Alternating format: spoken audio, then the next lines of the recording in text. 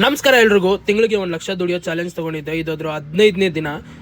ಯಾಕೋ 15 ದಿನದಲ್ಲಿ ಡ್ಯೂಟಿ ಆಗ್ತಾ ಇರೋದು ನೋಡಿದ್ರೆ ಭಯ ಆಗ್ತಾ ಇದೆ, ಎಲ್ಲಿ ಸೋತೋಗ್ಬಿಡ್ತೀನಿ ಅಂತ. ಅದಕ್ಕೆ ಇವತ್ತು ಹೆಂಗಾರು ಮಾಡಿ ಟಾರ್ಗೆಟ್ ಜೊತೆಗೆ ಡಬಲ್ ಟಾರ್ಗೆಟ್ ರೀಚ್ ಮಾಡಬೇಕು ಅಂತ ಬೆಳಗ್ಗೆ ಜಲ್ದಿ ಎದ್ದು ಗಾಡಿ ಕ್ಲೀನ್ ಮಾಡ್ಕೊಂಡು ಡ್ಯೂಟಿ ಶುರು ಮಾಡಿದೆ.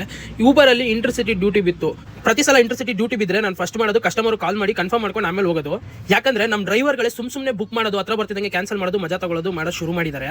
ಈ ತರ ಎಲ್ಲ ಮಾಡೋ ನಿಜವೂ ಡ್ರೈವರ್ ಅಲ್ಲ, ಡ್ರೈವರ್ ಕುಲಕ್ಕೆ ಅವಮಾನ. ಕೈಗೇನಾದ್ರು ಸಿಕ್ಬಿಟ್ರೆ ನಿಜವೂ ಡ್ರೈವರ್ಗಳು ಮಾತ್ರ ಅಣಗೈ ನೀರ್ಗೈ ಮಾಡ್ಕೊಡ್ತಾರೆ.